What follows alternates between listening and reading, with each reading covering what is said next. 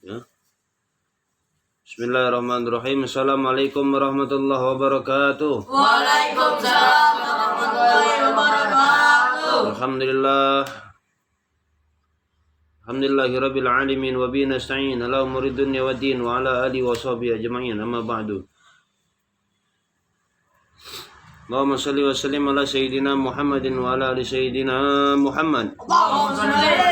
Allahumma shalli wa sallim ala sayyidina Muhammadin wa ala ali sayyidina Muhammad. Allahumma shalli wa sallim ala sayyidina Muhammadin wa ala ali sayyidina Muhammad wa ala alihi wa ashabihi wa azwajihi wa dzurriyyatihi wa tabi'ina lahum bi ihsan ila yaumiddin wa alaina ma'ahum bi rahmatika ya arhamar rahimin.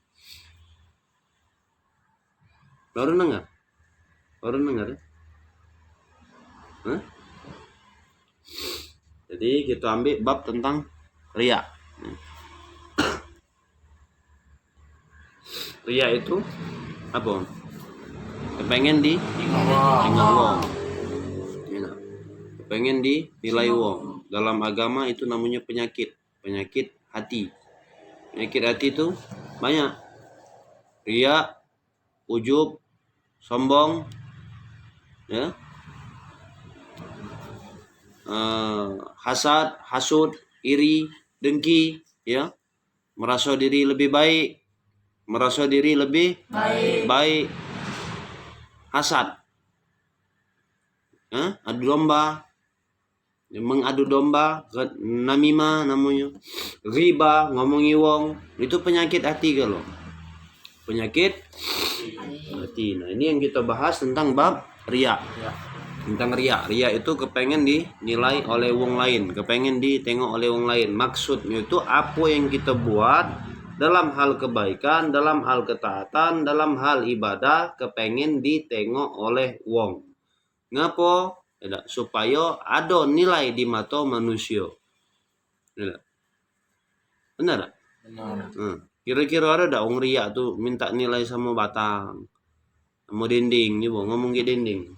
Oi dinding, kau kan tulis, tengok aku nak sholat. Nah, tak kan? Atau minta nilai sama pohon, ada? Tak kati. Nah, pasti tak wong minta nilai sama benda mati. Tentunya wong itu akan minta nilai sama manusia. Itulah yang dinamakan riya. Ya. Padahal yang bakal menjadi saksi kayak di akhirat kalau kita ikhlas, khusyuk dalam ibadah, dalam sholat, dalam ketaatan, dalam zikir. Yang jadi saksi itu bumi yang kita duduk sekarang, dinding yang ada di rumah kita, dinding yang ada di masjid, dinding yang ada di mana, itu yang jadi saksi. Ya, mereka inilah kayak benda-benda yang Al-Quran yang kita baca, tasbih yang kita zikir, itu yang jadi saksi kayak di akhirat. Nah, itu yang jadi saksi. Pakaian yang kita pakai itu yang akan menjadi saksi. Tapi manusia yang kita cari untuk menilai diri kita, amal ketaatan kita, ibadah kita itu bagus, itu tidak jadi saksi. Tapi untuk sebatas di dunia, ya. Nah, ini bahayanya penyakit riya. Riya itu bisa tidak dihilangkan? Bisa, di saat kita punya niat untuk menghilangkan penyakit riya. Mentang-mentang kita tahu tentang pasal riya atau bab riya, laju dah lagi sholat kayak di shop depan misalnya. Ngapa kayak takut dikatakan riya? Tidak, bukan itu. Kita tetap sholat di depan, ada perasaan hati kita nih, ada perasaan waktu kita nak sholat di shop depan, ada perasaan hati kita nih, Allahu Akbar, ada. Wah, kayak aku nih riya, aku nih timbul perasaan kepengen dinilai wong, tidak apa-apa. Tapi dengan niatan kita untuk menghilangkan penyakit riya. Ya, untuk menghilangkan penyakit riya. Jadi kalau sholat misalnya, sholat di shop depan, gawekan di shop depan. Kalau ada perasaan hati kita nganggap bahwasanya adong kaget nganggap kita nih, aku nih so alim, so baik, aku nih kaget ngerasa diri aku nih ini, tidak usah khawatir. Tetap kita sholat di shop depan. Bila perlu lama-lamui, bila perlu lama hati kita ngomong juga, ya. Tengok aku dang sholat usuknya nih, dang bagus aku sholat, bagusin sholat aku nih, tolong tengok ya aku. Ya, tidak apa-apa, tapi dengan niat. Apa niatnya? Kepengen menghilangkan penyakit riya yang ada di dalam hati kita. Boleh. Ya, tapi kalau sengaja, Sengaja kepengen, oh tengok aku nih sholatnya paling bagus. Cuman niatnya model itu dah boleh. Itu namanya penyakit hati. Ngapo? Nah, tahu tak? Ngapo? Karena riya itu bisa menghilangkan amal ketaatan, amal kebaikan, apapun yang kita lakukan. Nah, sholat kita yang seharusnya dapat pahala, dapat ganjaran dari Allah Subhanahu wa taala, sama sekali tidak dapat gara-gara penyakit riya.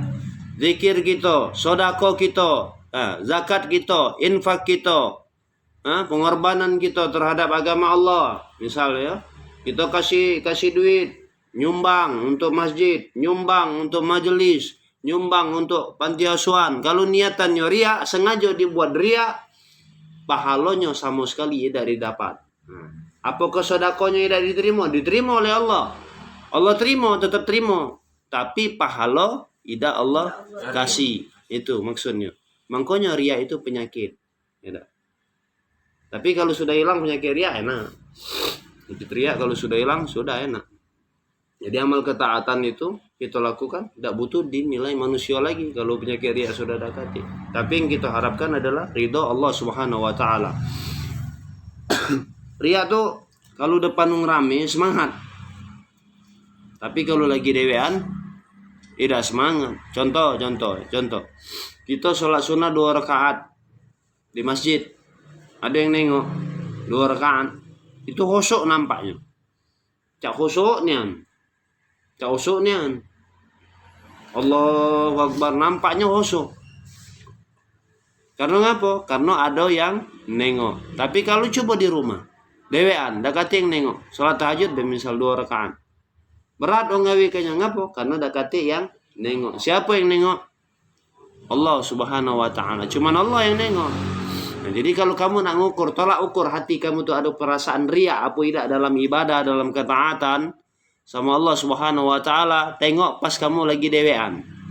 Pas kamu lagi dewean, tengok tetap semangat dah kamu ibadah. Zikir tetap semangat dah, baca Al-Qur'an tetap semangat dah. Bukan pas kita lagi rame-rame. Itu tolak ukurnya. Ya. Tolak ukur diri kita dalam hati kita ini ada tak penyakit riya itu, ya. Maka diceritakan oleh Al-Allamah Al-Habib Umar bin Muhammad bin Salim bin Nafis, ya. Ada satu kampung, ya.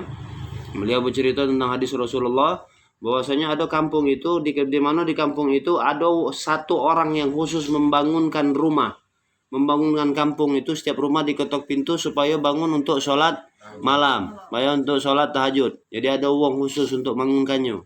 Ya, ada uang yang khusus yang bangunkan. Assalamualaikum, tahajud itu. Assalamualaikum, sholat malam. Tiba-tiba di satu rumah yang di rumah ini rumah ini uangnya memang sering sholat tahajud, ya.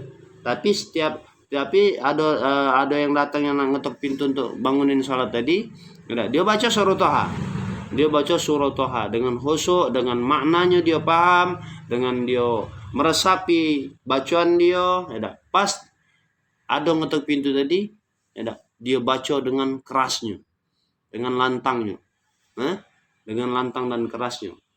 Ya. Ngapa? Supaya uang yang ngetok pintu tahu, oh lah dem bangun, ya, oh lah sudah bangun rumah ini. Bahkan dia sudah sholat tahajud, bahkan dia sudah sholat malam. Ya. Jadi pas di akhirat, di depan Allah Subhanahu wa taala, waktu dihisab, ditanya, dihitung-hitung amal kebaikan dia, bacaan Al-Qur'an dia, surah Toha dia baca. Waktu dihitung-hitung, ada 2 ayat. Ada dua ayat yang tidak diperhitungkan, yang tidak ada jadi pahala. Dia nanya sama malaikat, mana pahala 2 ayat aku ini? Mana pahala 2 ayat aku ini? Ngapa dak kati? Kemudian malaikat ngomong, 2 ayat pahala, 2 ayat yang kau baca itu tidak kau dapat, karena sudah kau ambil di dunia. Lah ngapa baca aja itu? Kalau bahasa kita bertanya, ngapa baca aja itu, duhai malaikat? Ngapa baca aja itu? Karena 2 ayat yang kau baca waktu engkau sedang sholat tahajud di tengah malam, pada waktu ada tukang ronda, ibarat gitu, ya. Ada tukang ronda itu yang keliling bangunkan rumah untuk bangun sholat tahajud. Pada saat itu engkau sengaja mengeraskan suara dalam bacaannya supaya orang yang bangunkan itu tahu bahwasanya engkau sudah bangun dan sekarang sudah dalam keadaan sholat. Cuman gara-gara C itu akhirnya amal pahalanya dalam sholat tadi hilang. Padahal, ini paham kan? Agama tuh ngajarin kita untuk ibadah. Wa ma umiru illa liya'budullaha mukhlishina lahuddin hunafa. Nah, Allah Subhanahu wa taala ngajarkan kita dan tiadalah mereka diperintah, maksudnya kita ini, ya tak?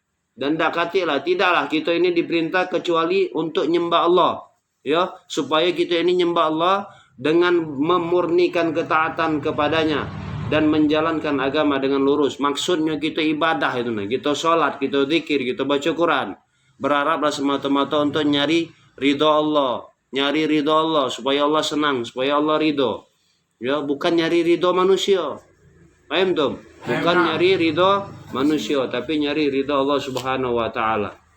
Dalam satu riwayat juga mengatakan ada satu hadis yang bercerita dalam riwayat, ya, hadis dari Abu Hurairah. Semoga Allah Subhanahu wa taala memberikan ridho atasnya, telah berkata, jadi Abu Hurairah dengar dari Nabi Muhammad, ya. Abu Hurairah dengar dari Nabi Muhammad SAW bersabda, kaget manusia, sesungguhnya manusia ini, waktu mula-mula pertama diputuskan, kaget di hari kiamat, itu yang diputuskan pertama kali adalah wong yang mati syahid. Wong yang mati syahid. Dia dihadapkan di hadapan Allah Subhanahu wa taala, kemudian ditengokin nikmat dia. Nikmat apa? Nikmat mati syahid. Artinya mati syahid itu adalah nikmat. Mati syahid itu nikmat, ya, karena ganjarannya luar biasa. Ya, mati syahid dalam agama Allah. Ditunjukin, nah ini nikmat kau. Ya, ini nikmat engkau pada saat engkau di dunia dan engkau mati dalam keadaan syahid. Ya, dia berjuang di jalan agama Allah, mati, jadi terhitung syahid. Terhitung syahid nampak di dunia, nampak di dunianya dia terhitung syahid. Di mata manusia dia terhitung syahid. Kemudian ditanya, ya, engkau pergunakan untuk apa? Ya, engkau pergunakan untuk apa nikmat syahid tadi? Nikmat syahid itu, ya. Kemudian dia jawab, aku berjuang di jalanmu ya Allah, sehingga aku mati dalam keadaan syahid. Kemudian Allah ngomong sama dia. Allah berfirman sama dia. Apa kata Allah Subhanahu wa taala? Dah, kau bohong. Kau tuh bohong. Bukan. Kata Allah, bukan itu dalam hati kau.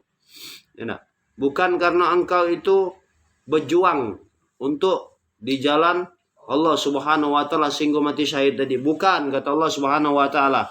Akan tetapi kau tuh cuma minta dikatakan bahwasanya diri engkau itu pemberani, diri engkau itu jagoan, diri engkau itu melawan, diri engkau itu rela berkorban nyawa untuk agama Allah. Cuman karena kepengen minta dikatakan pemberani.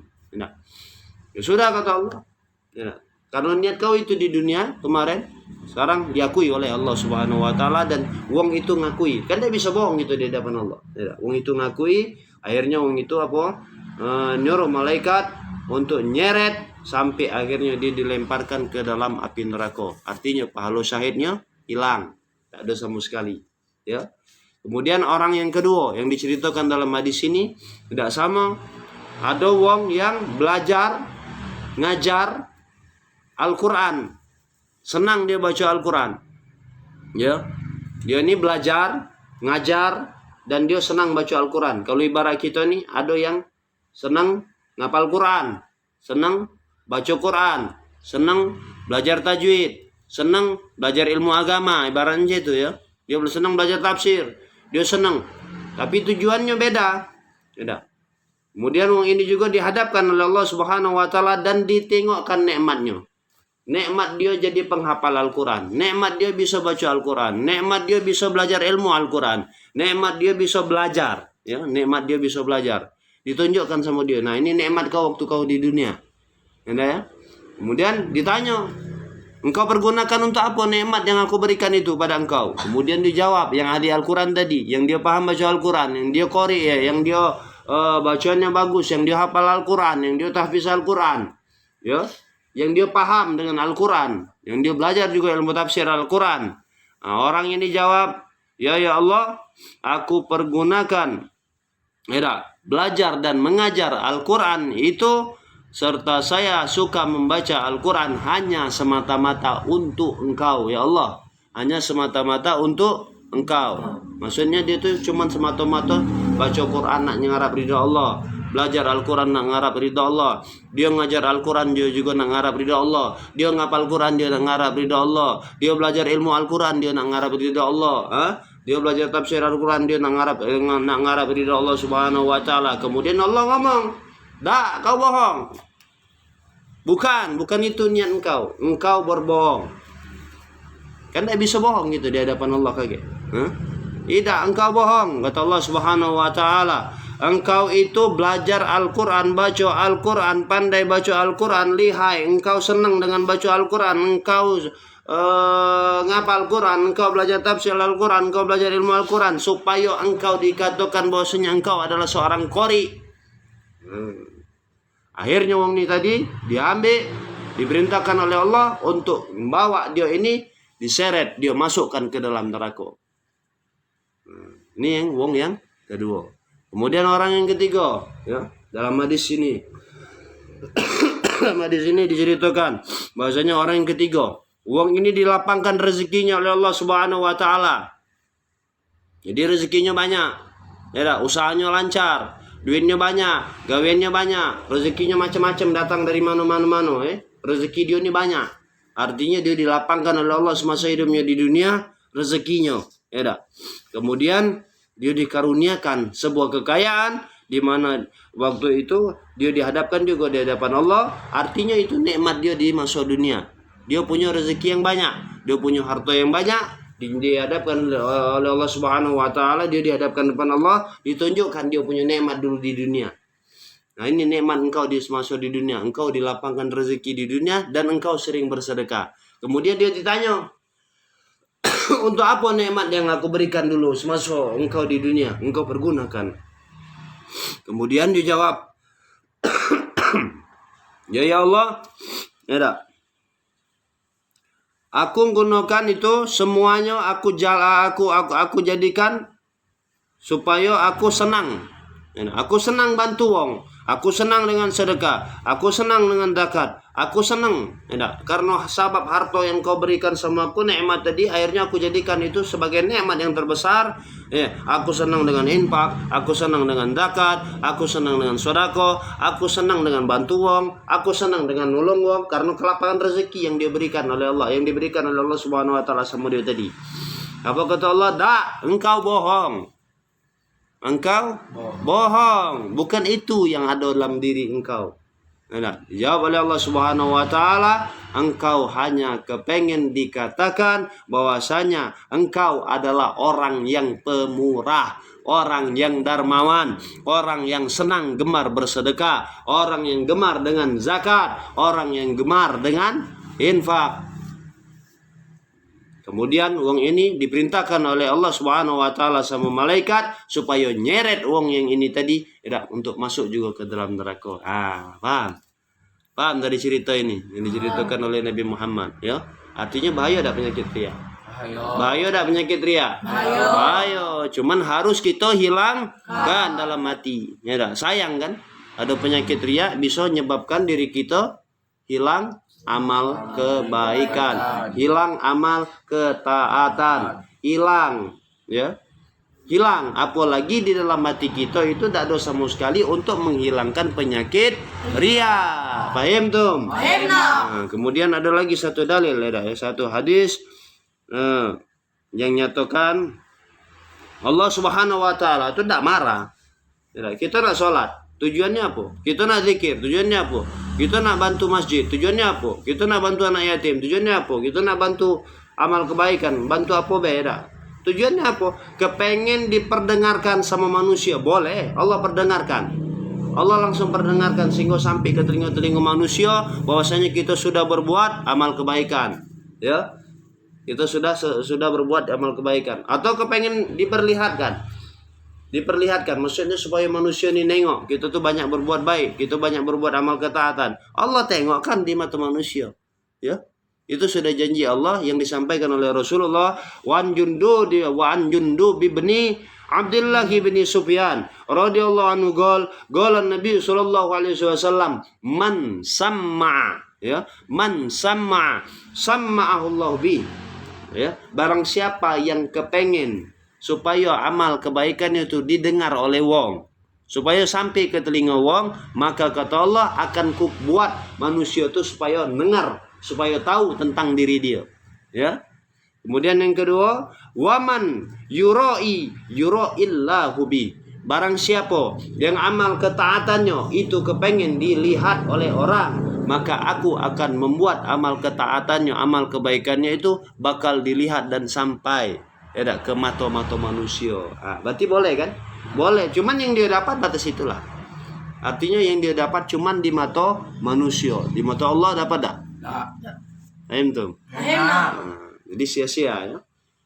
Ini ada lagi wa an Nabi Hurairah radhiyallahu anhu qala Rasulullah sallallahu alaihi wasallam man ta'allama ilman mimma yubtagha bi wajhullahi azza wa jalla la yata'allamuhu illa liyusiba bihi ardan minad dunya lam yajid arfal jannati yaumal qiyamah yakni rihaha rawahu Abu Daud bi isnadin sahih. Dalam hadis ini ya dari Abu Hurairah radhiyallahu anhu bahwasanya Rasulullah sallallahu alaihi wasallam bersabda, Nabi kita bersabda, barang siapa isma'u barang siapa yang mempelajari ilmu pengetahuan, ilmu agama, belajar Al-Quran, belajar hadis, belajar ceramah, belajar ngaji, belajar baca Al-Quran, belajar zikir, belajar baca maulid, belajar, pokoknya banyak belajar tentang ilmu agama ya. Nih ya. Ini manfaatnya, dengerin. Semau. Ya. Yang seharusnya jadi belajar ilmu tadi yang seharusnya itu cuman semata-mata untuk mencari ridha Allah, semata-mata untuk mencari ridha Allah, tetapi dia tidak mempelajarinya. Dia tidaklah belajar daripada ilmu Al-Quran, ilmu hadis, ilmu fikih, ilmu agama yang lain, ya, terkecuali niat dan tujuannya hanya semata-mata untuk mencari kedudukan. Apa kedudukan? Banyak ya. Atau mencari kekayaan duniawi. Ini risikonya ya, ngomongin model ini ya. Barang siapa yang mencari ilmu pengetahuan, ilmu agama, entah dia belajar hadis, belajar Al-Quran supaya hafal Al-Quran, supaya jadi ahlul hadis, supaya jadi ahlul fikih, tujuannya hanya untuk mencari kedudukan di dunia atau mencari kekayaan di dunia. Kata Rasulullah sallallahu alaihi wasallam, maka wong itu dak akan mendapatkan harumnya surga kage pada hari kiamat. Bayangkan. Hadis riwayat Abu Daud, ya. Dak dia dapatkan bau surga. Ini risiko ngeriak. Risiko orang yang punya niatnya lain, ya. Jadi kepengen jadi dai, kepengen jadi mubalik, kepengen jadi penceramah, kepengen dakwah, nampaknya dakwah, tapi tujuan dia nyari kedudukan, nyari kehormatan, supaya dihormati wong, supaya dimuliakan wong, supaya diagungkan wong, supaya kalau kondangan duduk di depan, supaya disambut wong kalau kita datang. Niatnya ke sana, tujuannya ke sana, apalagi sampai dia berniat nak ngumpul kekayaan, mencari harta, mencari duit, semata-mata cari duit, cari pulus karena ceramah, cari pulus karena ngaji, cari pulus karena dia pandai baca Al-Quran, cari pulus karena dia pandai hafal Al-Quran, cari pulus supaya dia dapat jadwal jadi imam tetap, tidak supaya dia dapat pulus tujuannya. Bayangkan ya. Wong model C ini jangankan nak masuk ke dalam surganya Allah karena amal ketaatannya yang tampaknya dia bagus ibadahnya, tampak dia bagusnya sholatnya, tampak bagus dia zikirnya. Wong yang model macam ini, walaupun dia hafiz Al-Quran, walaupun dia muhaddis, walaupun dia mufassir, walaupun dia ahli ceramah, walaupun dia ahli qori, wong model macam ini tujuannya nak nyari kedudukan, nyari kehormatan, nyari kemuliaan supaya dihargai wong, supaya dihormati wong, ya.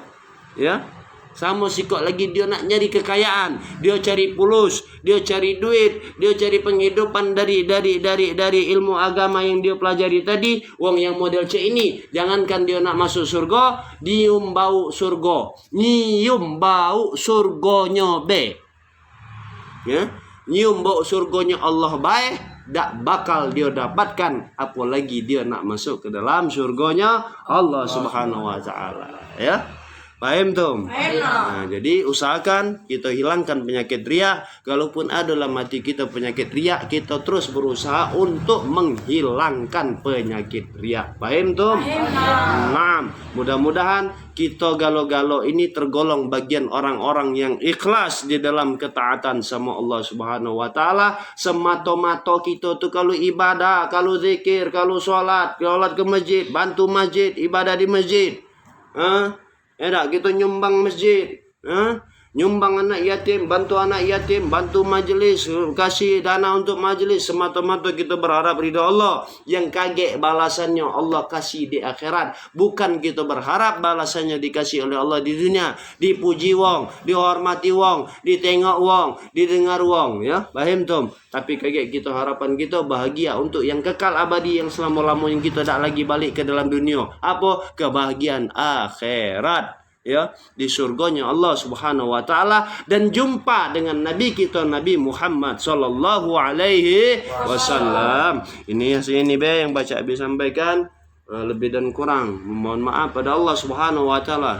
Mohon ampun. Wabillahi taufiq wal hidayah. Wassalamualaikum warahmatullahi wabarakatuh. Waalaikumsalam warahmatullahi wabarakatuh.